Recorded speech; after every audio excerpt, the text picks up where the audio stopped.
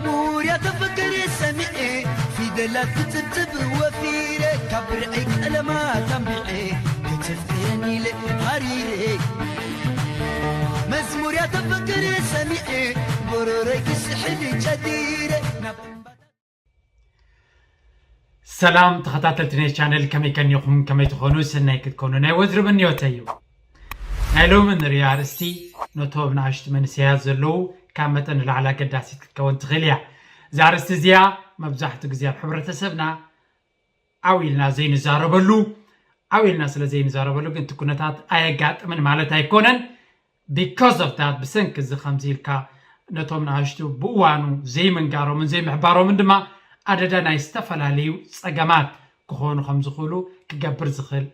نتبه خوين سلا زراينيو زدما أنا نشتي كلهو إذن قرات زي كسمعو سلا زي كالكو ويكسمعو بزي مخالي بزوف صقامات كقات مني خل نيرو زقات منو كل يخل سلازي زارس زياب زعبانتايو بزعبا صوتها وركبينا خنزارب صوتها وركب كنبل كلنا من السيات كعبيو خلو تفتراوي توصلو زخوني صوتها وركب كداليون كقبرون يخوليو أبتكم بجن بزقباء مكلاخل زي متكام ترى كونس مكلاخلي تكام على خنا تبعله أمونجو عبنت كوندوم تر وين زتكام زلوا ويتود كوندوم تكام تلوي أبتصارك كوندوم تتكيمام كله كوندوم كقدر يخلي ويكالت أجمع كقاتم خليو أنتاي كتجبرت خلا كم زكونتات أنتاي تجبروا زخل مغنياتو زقاتم جيجا نبكالت أجمع زي تدلي حمامات ديو زي تدليت انسديو كالي شجراتون كفتر سلا زخل انتاي كجبار يخل بخمي انتاي سقمتات موساد يا قداسي من البعض immediately شو انتاي كتجبر تغل تحريز توسن ساعات انتاي كجبار يخا يكال نقولو نكابت انسن زي تدليت انسي كابستفل عليه حمامنا مكلخال كمو نايسنا امراوي وصعا قاتي منتلو نوعو نمكل خالن نفس خانه محجازن انتاي كجبرخل بوغن تاوغال بوغن تودي زنات بتاعت زي ستيب باي ستيب كنروحهم كنفتنينا الزنا قرات زي بفلاي كم سدرا نتوم زغبزو زلو دقنا كنغروم سلازي نخل كنحبروم دفرس سلازي بلا لمد سلازي بلا ازا فيديو زيان خصمعوا ريكومند نبلوم كلا ويكن حبروم كلا ناول كاب نحنا دفرت اوتينا نبلوم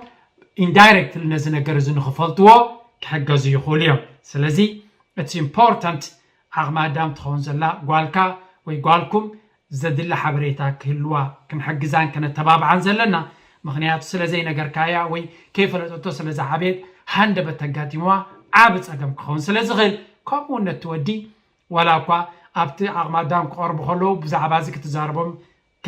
كبيت خون سلازي غيل إذن قراتي نزا فيديو زياون شير تقبركم لهم كابا بعلوم كم مهارو يخولي يخونو كاب زبلينا نقبرات زلنا سلازي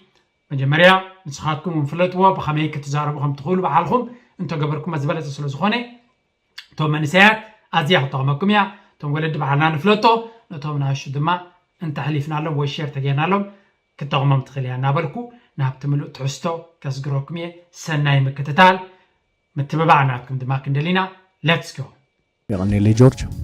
سلام تخاتل تغميك أنيهم نايلوم نريو مدب كمزي جورج خلصلكم تسانحيو بزعبا زي وحد صوتا وركب مسفت سمكا زي تدليت انسن كومون بصوتا وركب زي محلالف وحمامات نمكلخال انقبرو تنقاقات زدسس مدبي متشم مستقرت كأقري كب مساحات كامخري ركب بلبوتاتنا بستفلالي مخنياتات مالت بمست تدفاف إخا وي بسمع التسعيركا وي دما بخالق مخنياتات أبهيوت زي وحد صوتا وركبات كتفتسم تغليها أبزر نقر انتلو قد تاوي مرباش ساقطن تسعنون كلوكا حماق تحسب النفسها تصل انت جمر إذا أقوارصو تراغا يتربش مخنياتو أكن مرباش نات تفرحو زلخا زي دلخا يتنسي يخون بصوتا وركب زي محلالف حمامات بحرزها ركبنا صعب نقرات بمقبار بمتأنو كتكالا خلون كتعكتوني كالي إذا رستي أبكلتن أسانا استاد فلينا هنرينا تقدامي دحرف النو صوتا وركب كاب بصوتا وركب زي محلالف حمامات نمكل خالص قبرا قبابات كخون كله تخال أيد ما دحرف النو ركب زي تدليت انسي نمكتا زقبر سقوم تتاتي قدمنا بسقوم تتات متاونا كنفلتو زقبئنا نقر الله إذا سيعبو زنقر زرزرات ملو بمتأمان بشرلتنتن عيران سلن بالقص النتي فنو صوتا وركب كدغاغمو بو خبز مصكا صعبين زدحنا كايكون نزا فيديو تري دلخا نزا فيديو تري زلخم ክትዓብዩ ክትለወጡ ናብ ዝለዓለ ደረጃ ክትከዱ ከም ትደልዩ ይርዳእንሎ that's why ነዚ ትሪኡ ዘለኹም እምበኣር ናብቲ ጉዕዞ ናብቲ ዝለዓለ ደረጃ ንምዕባይ እቲ ዝበለፀ ናብ ዝለዓለ ደረጃ ክሕግዘኩም ዝኽእል እንተሎ ድማ ውልቃዊ ክላሳት እዩ እሱ ድማ ናብ ስቶክ ማርኬት ብቁጠባ ንኽትዓብዩ ናብ ቢዝነስ ክትኣትዉ ተደልዩኹም ኦንላይን ቢዝነስ ከምኡውን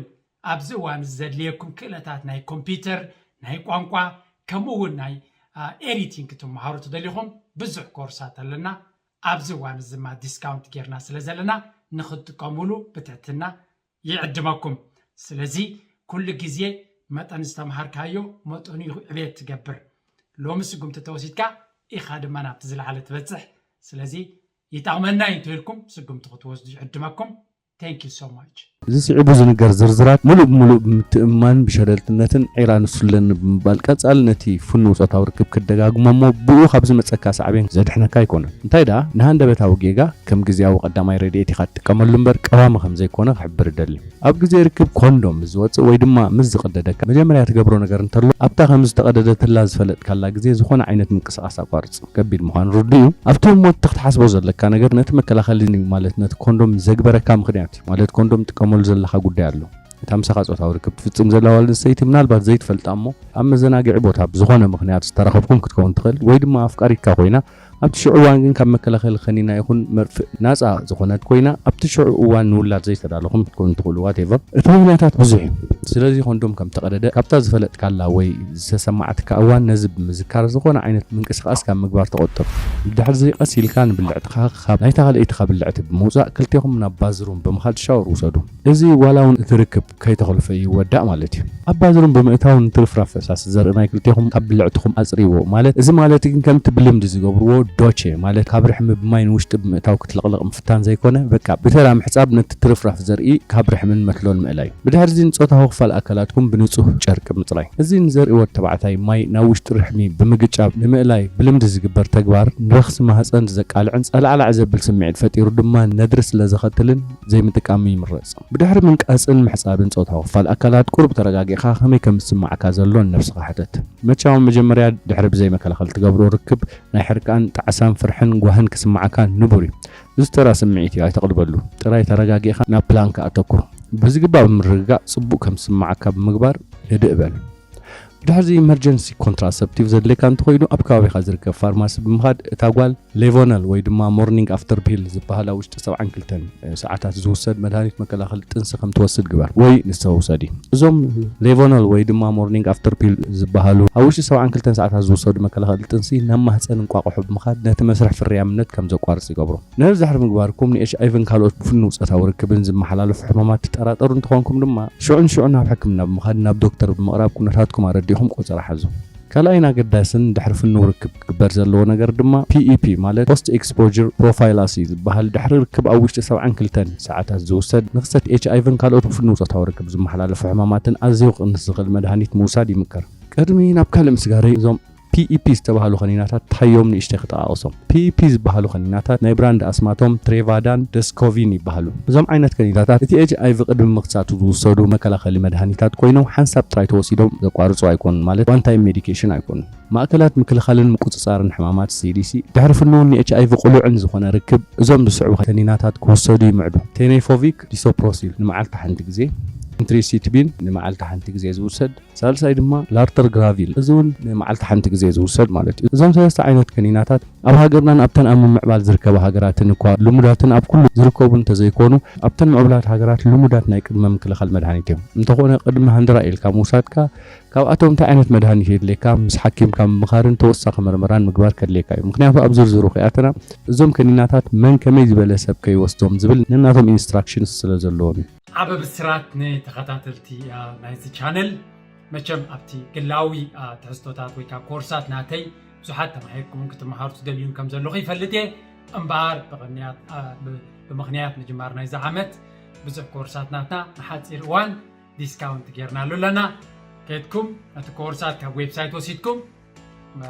አክሽን ወሰዱ thank you very much ድሕሪ ፍኑው ርክብ ዘይተደለየ ጥንሲ ንምክልኻል ክወሰድ ናብ ዝግብኦ ካልእ ኣማራፂ ምስ እንሰግር ድማ ኣብ ዝኾነ ፋርማሲታት ክርከብ ዝኽእል ፕላን ቢ ዝበሃል ከኒና እውን ክትወስድ ይከኣል እዩ እዚ ኣብ ዝበዝሓ ሃገራት ብቐሊሉ ኣብ ተራ ፋርማሲታት ክርከብ ዝኽእል ከኒና እዩ እዚውን ከም በዓል ሌቫኖር ድሕሪ ርክብ ኣብ ውሽጢ 72 ሰዓታት ዝወሰድ መከላኸሊ ጥንሲ እዩ ብዙሓት ይቆምሉ ትኾኑ ዝብል ግምት ኣለኒ ኣብዚ ሓደ ክንፈልጦ ዘለና ዓብ ነገር ግን እዞም ኣብ ውሽጢ 72 ሰዓታት ድሕሪ ፆታዊ ርክብ ዝወሰዱ ክኒናታት መከላኸሊ ጥንሲ ብሰዓቶም ክከላኸልሉ ዝኽእሉ ተኽእሎታት ይፈላለዩ እዚ እንታይ ማለት እዩ እቲ ክኒና ድሕሪ ርክብ ኣብ ውሽጢ 24 ሰዓታት ማለት ኣብ ውሽጢ ሓደ ሙሉእ መዓልቲ እንተተወሲዱ ጥንሲ ናይ ምክልኻል ተኽእልኡ ዝለዓለ ማለት 95 ሚእታዊት እዩ ዝኸውን انت زي كوينو مالت تغنينا كاب 24 ساعات كساب 72 ساعات ابزلو ساعات مزوسد ما 22 ميتاوي تنس ناي مقطام تخلولو از مالت تنس ناي مكلخال تخلو كاب 95 ناب 88 ميتاوي يورد مالت الا وي دما باراغارد استبحلو خالوت ايمرجنسي كونتراسبتيف مالت حص مكلخال تنس الله ازيوم كاب تقدمو خغلص صنح حفلي زبلوم ነገር እንተሎ አውጭ 72 ሰዓታት ምዝውሰዱ ጥራይ ዘይኮኑ ዝከላኸሉ ድሕርክብ ክሳብ 5 መዓልታት ማለት አውሽቲ 120 ሰዓታት ምዝውሰዱ ውጽኢታውያን እዮም ነዞም መከላኸሊ ክኒናታት ግን ስቁልካ ካብ ፋርማሲታት ገዚእካ ዝውሰዱ ኣይኮኑን ምስ ሓኪም ብምምኻር ኢኻ ክትወስዶም ዝምከር ብተወሳኺ እዞም ክኒናታት ሰባት ከም ቀዳማይ ኣማራጺ ኣይርእይዎምን እቶም ቀዳሞት ናይ 72 ሰዓታት መድሃኒት ኣብ ዘይረኽብሎም እዮም ዝጥቀምሎም እንተኾነ ግን እዞም ኣብ ውሽጢ 120 ሰዓታት ዝውሰዱ ናይ መከላኸሊ ጥንሲ መድሃኒታት ካብቶም ናይ 72 ብዝያደ ኢፌክቲቭ ማለት ውጽኢታውያን እዮም ኣቀዲሙ ኣብ ሰገበረ መጽናዕቲ ነዞም ከኒና ካብ ዝጥቀማ ሽሕ ደቂ ኣንስትዮ ሓንቲ ጥራይ ጥንሲ ከጋጥማ ተኽእሎ ዘሎ እዚ ድማ ዳርጋ 100% ውጽኢታዊ ክበሃል ይከኣል እዞም ከኒናታት ምስ ተወሰዱ ነቲ ፕሮጀስትሮን ዝተባሃለ ናይ ጥንሲ ሆርሞን ሙሉእ ብሎክ ብምግባር ወይ ድማ ብምዕጻው መስርሕ ጥንሲ ከይጅመር ይኽልክል ማለት እዩ ካብዞም ተጠቕሱ መዓልታት ማለት ኣብ ውሽጢ 5 መዓልታት እዞም ኣብ ላዕሊ ተጠቕሱ ቅድመ ጥንቃቐታት ምስ ዘይተወስድ ድሕሪ 2 ሰሙን እታ ጓል ኣንስተይቲ ናይ ጥንሲ ምርመራ ቸክ ምግባርን ብድሕሪኡ ናይ ሓኪም ምኽርን ምስማዕን ግቡእ ይኸውን ከምኡ ድማ ድሕሪ 3 ወርሒ ናይ HIV ምርመራ ክገብሩ ይምከር ክቡራት ተኸታተልትና ንሎም ኣዳልየ ዝነበርኩ ሓበሬታ ሓዘል ትሕዝቶ ዝተኸታተልኩም ወይ ነይሩ እንተፈቲኹም ላይክ ብምግባር ብጻይኩምን ካብዚ ሓበሬታ ክካፈል ምእንቲ ሼር ብምግባር ኣካፍሉ ዘለኩም ሃናጽ ርእይቶታት ናብ ኮመንት ክንጽበየኩም ኢና ካልእ ግዜ ብፍልይ ዝበለ ኣርእስታት ክሳብ ንራኸብ ሰላም ወሰናይ ንዓኹም ይኹን ቻው ቻው